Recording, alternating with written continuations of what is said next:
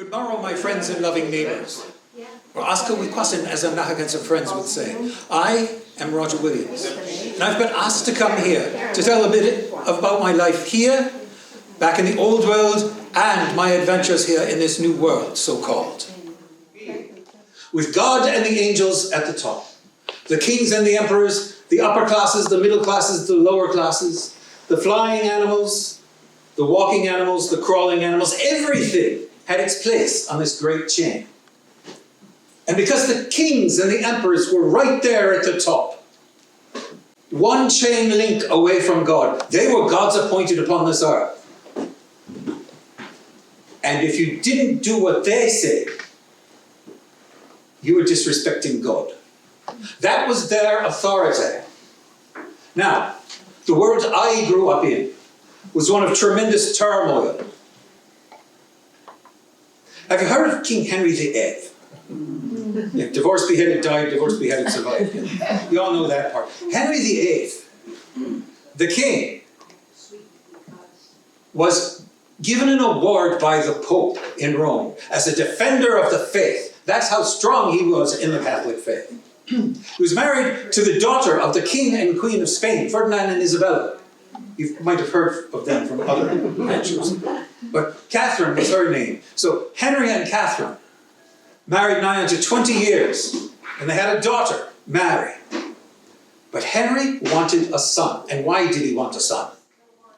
Well, Henry's father became king after 30 years of bloody civil war in England. The War of the Roses.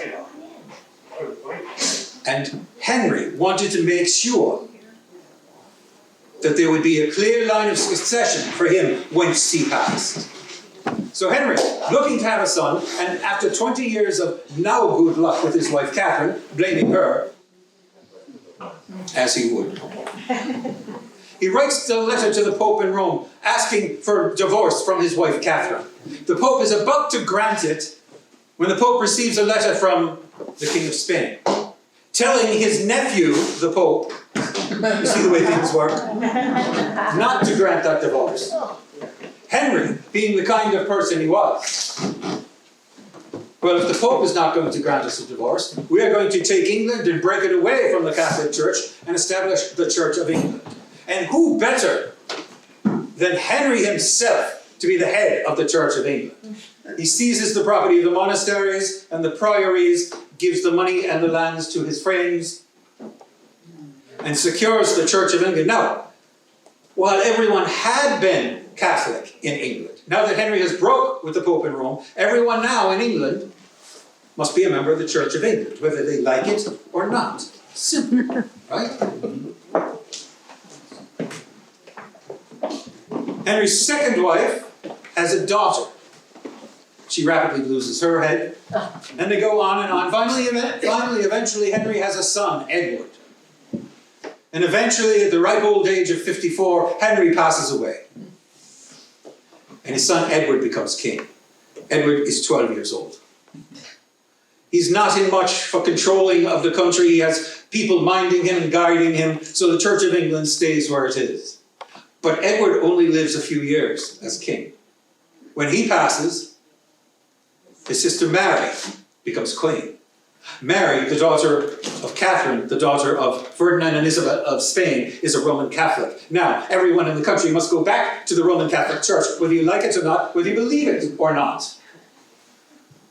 And Mary was very convincing. You could be arrested, you could be fined, you could be jailed, you could be tortured, or you could be executed for not being a member of the Catholic Church. She did it so well that she earned herself a nickname.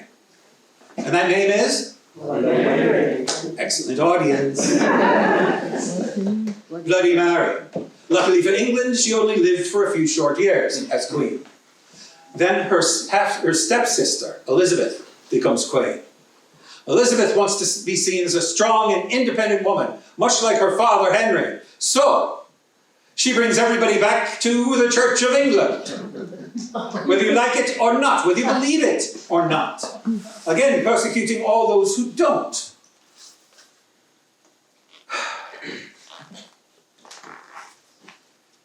Elizabeth never married. So that ghost in the back of everyone's head is still there. Who's going to succeed her once she passes? And it's worrisome as she ages. She's queen for almost 50 years. Never marries. No legitimate heir to the throne. So as she gets older and older, people start making deals. And there's one fella in particular. The King of Scotland, King James VI of Scotland, starts making deals with all the different religious groups in England, promising them he would not persecute them if they support him to be the next king. He also makes deals with groups of nobles, with groups of landowners. So, once Elizabeth passes in 1603, James comes down from Scotland and is appointed King James I of England. And promptly breaks every single one of those promises.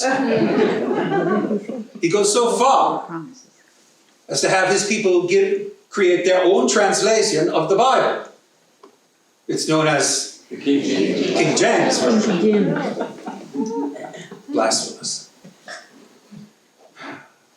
During all this time, there are various religious groups that are popping up in secret throughout the country because there was this great invention founded in Germany, that started getting the word out to people.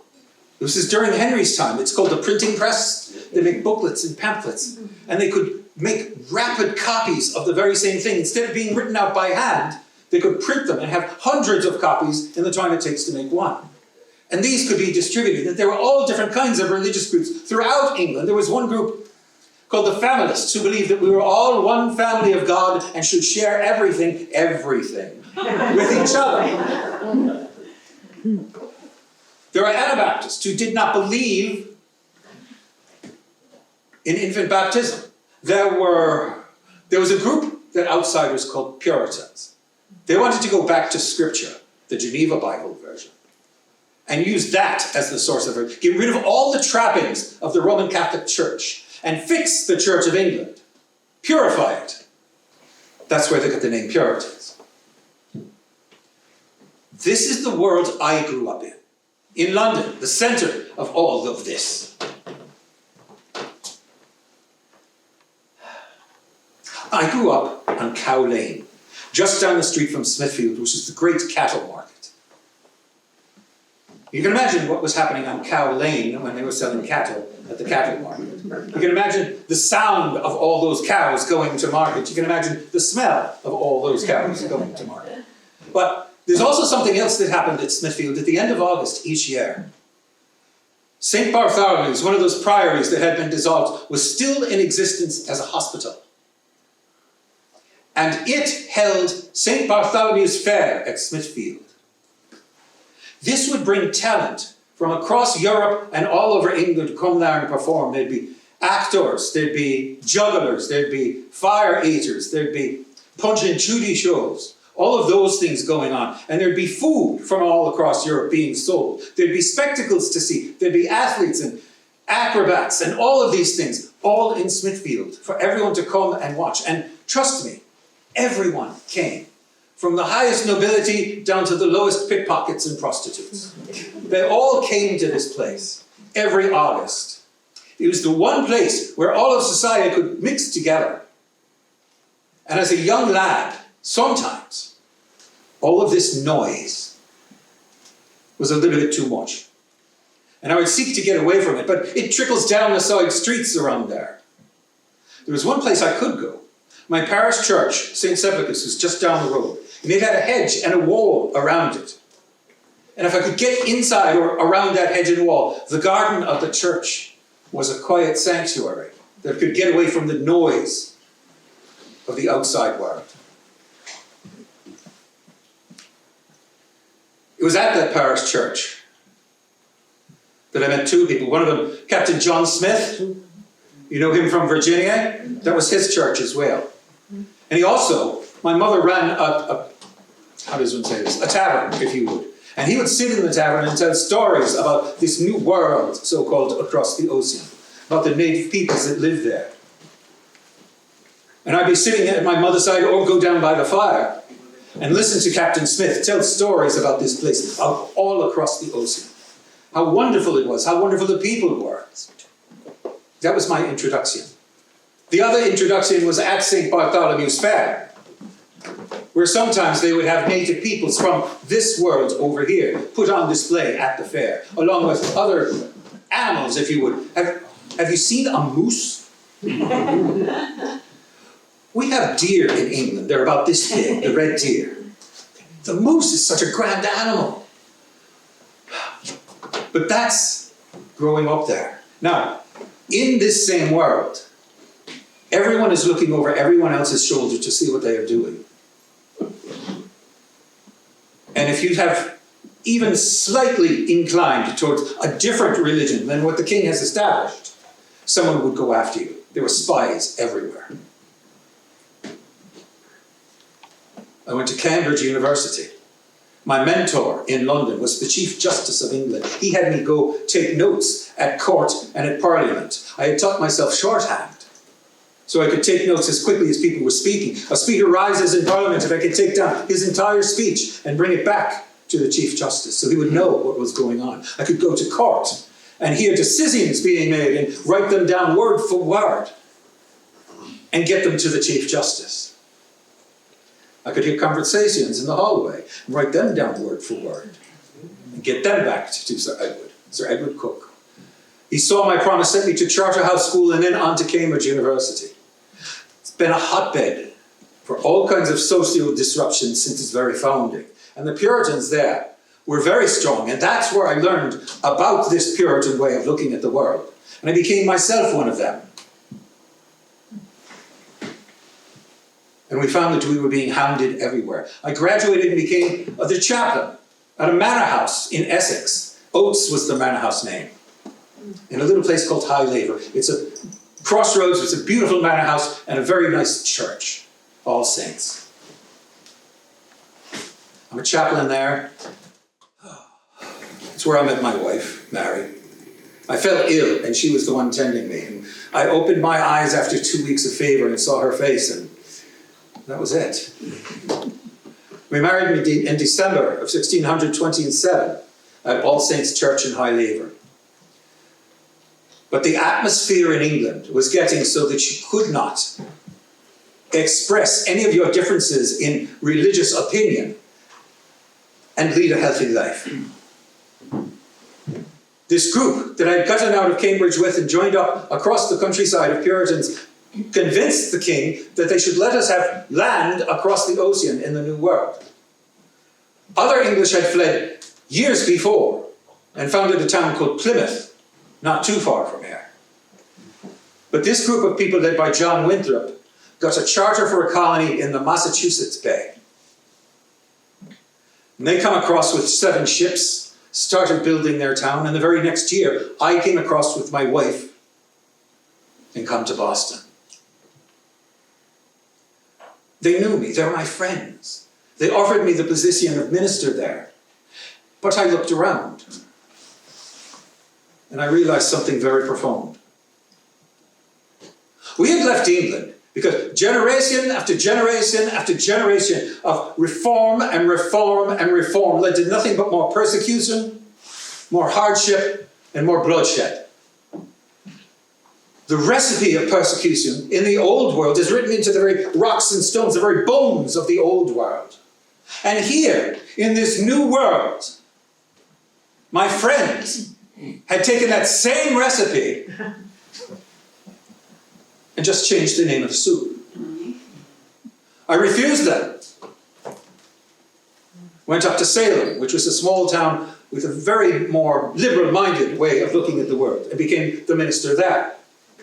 Boston magistrates put pressure on Salem, said, get rid of this Roger Williams person and we'll give you some land that you wanted from us. So Salem has to figure things out. Do they want land or Roger? Land, Roger, land, Roger, land. Bye-bye, Roger. There's only one other place I could go, and that was to Plymouth. So I went there. I became a teacher and assistant minister at Plymouth. These people were different. They were not Puritans. They were separatists. They wished to break away entire from the Church of England. Have each congregation be their own unit. No bishops, no cardinals, no hierarchy outside of the congregation.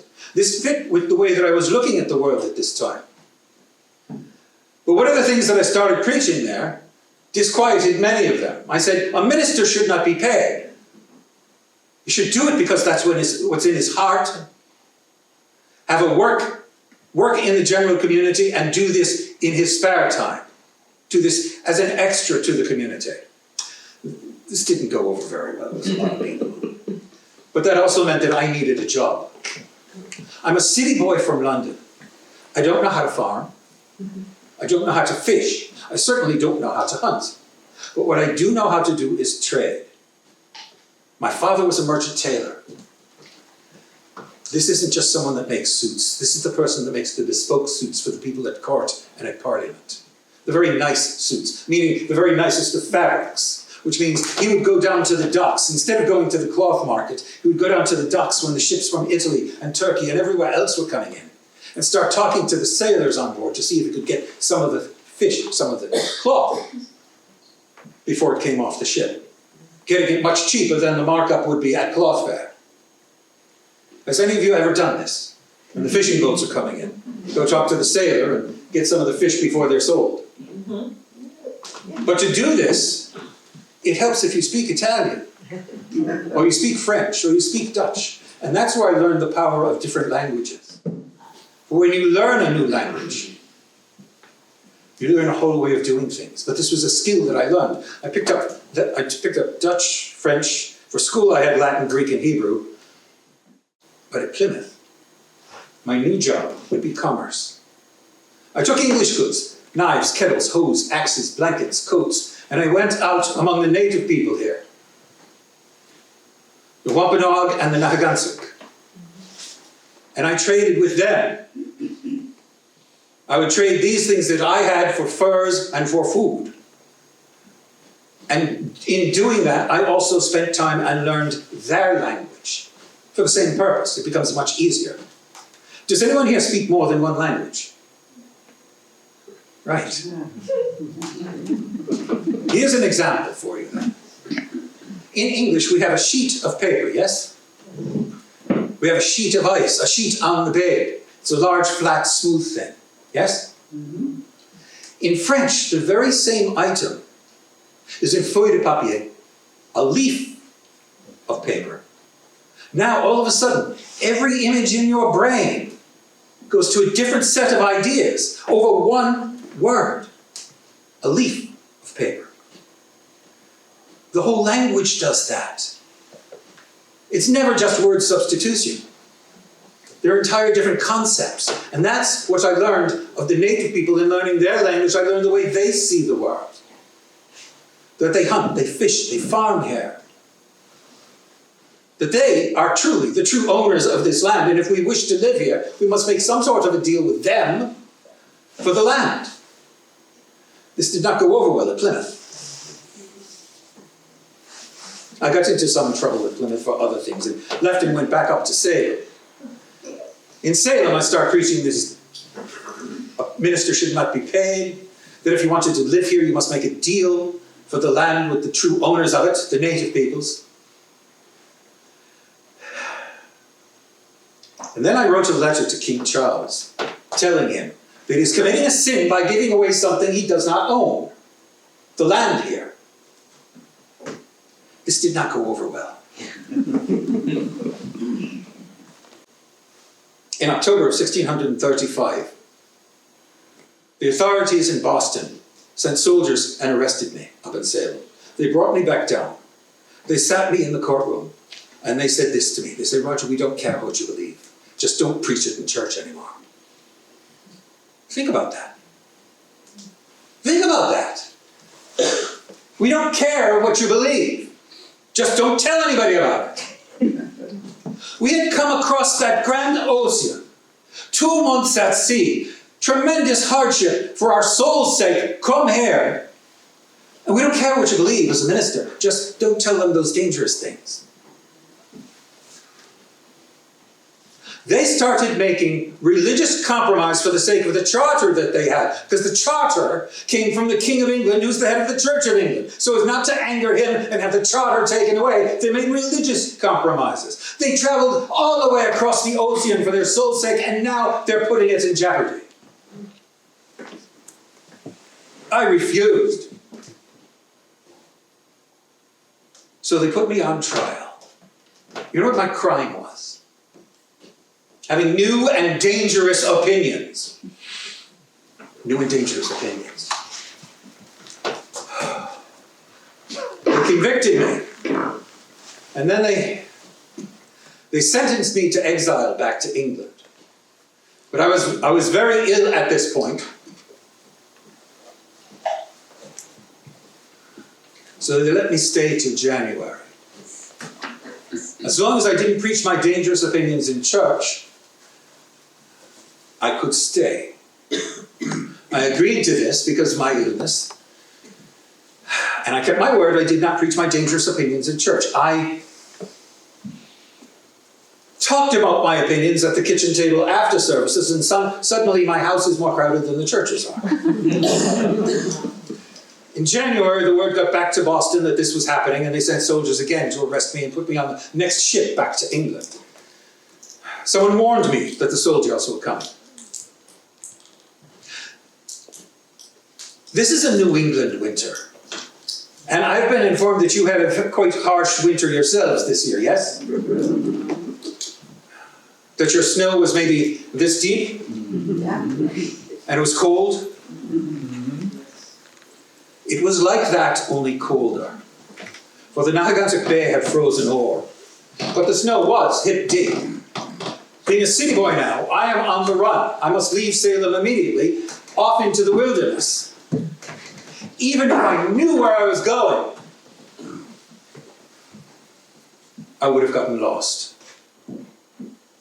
For all the trails were covered with snow as much as the fields were.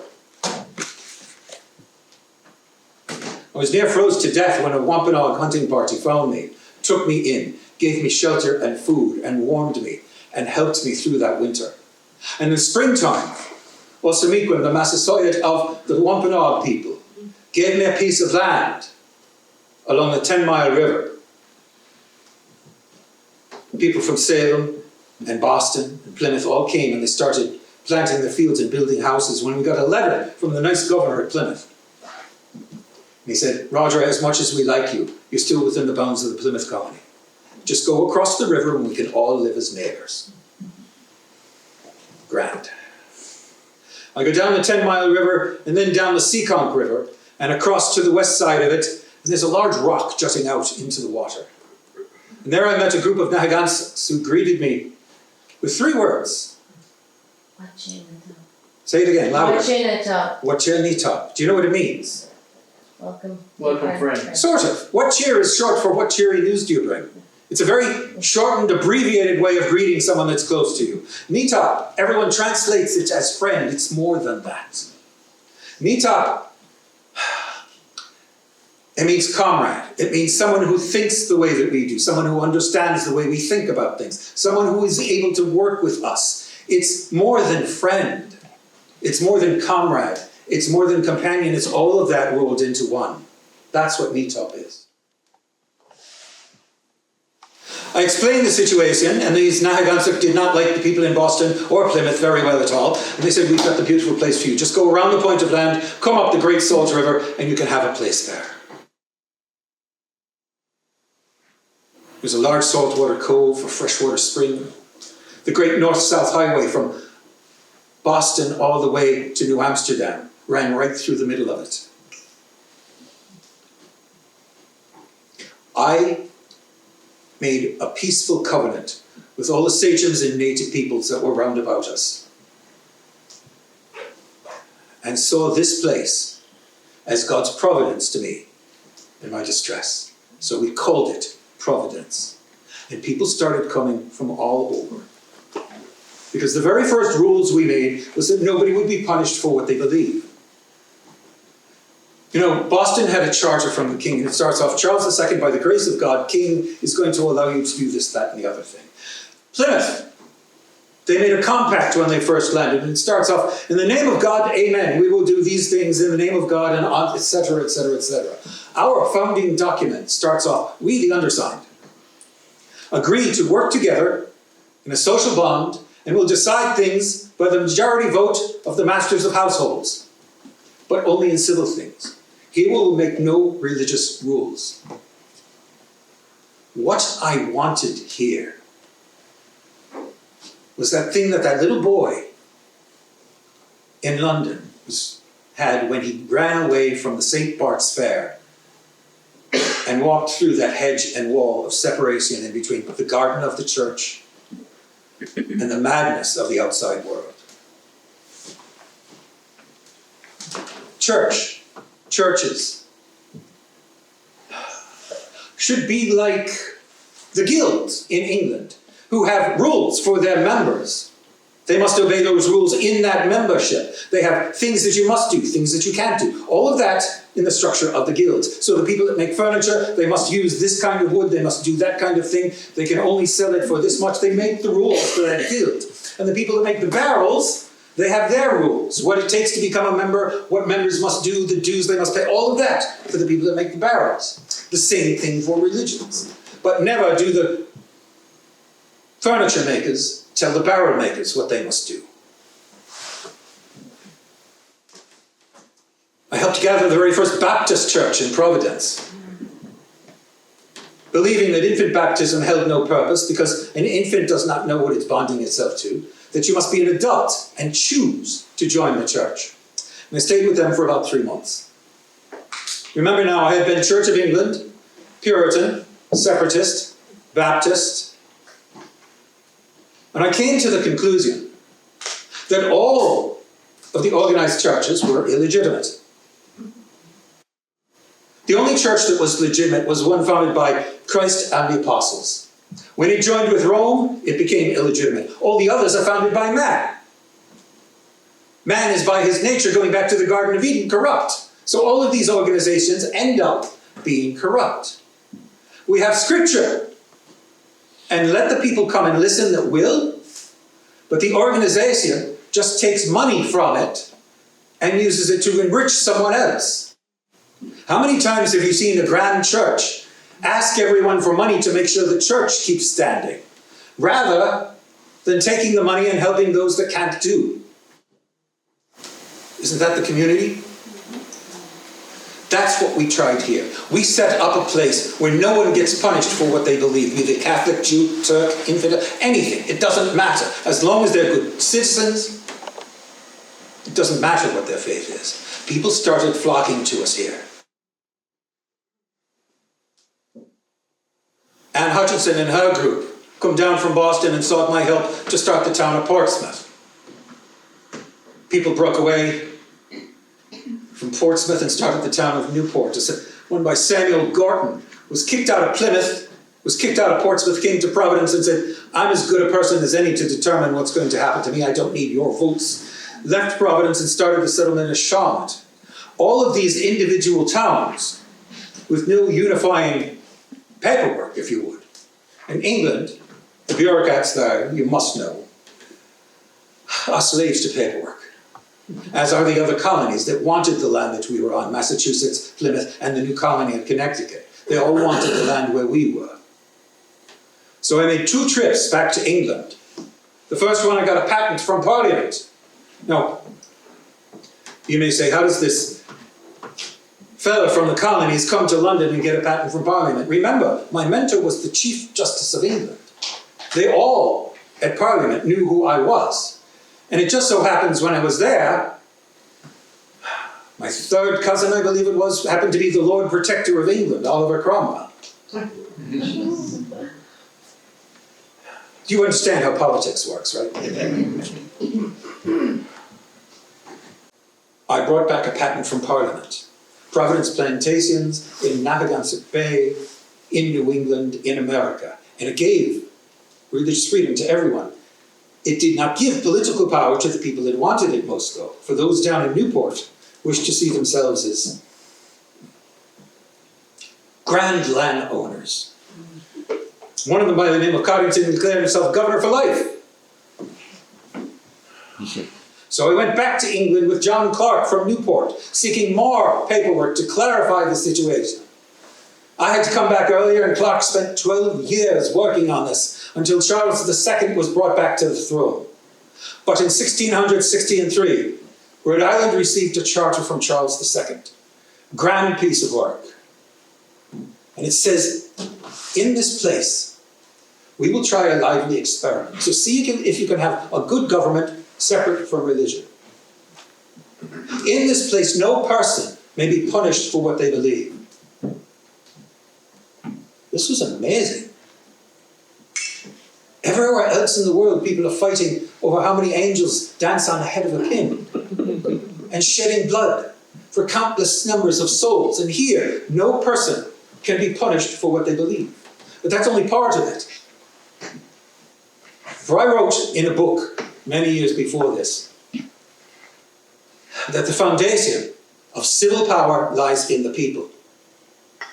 They have the right to create a civil government that meets their needs, has as much power as they give it, and lasts only so long as it serves them. Well, this charter allowed us to elect our own governor from ourselves, our own General Assembly. No other colony could do that. The other colonies, they had a royal governor appointed, a friend of the king, who would come over, stuff his pockets full of cash, and go back to the old world and live like royalty. Here, our governor would be one of us. If you didn't like what they're doing, you go up and knock on their door. Say, don't do that. This charter gave us more freedoms and liberties. They expressed it and protected them than any of the other colonies and possibly any of the countries in the old world. How did this really work? The oldest synagogue is down in Newport. Jews came from Brazil to here, for here they would not be punished. The very first Baptist churches in Providence, the Quaker Meeting House in Newport, the oldest one.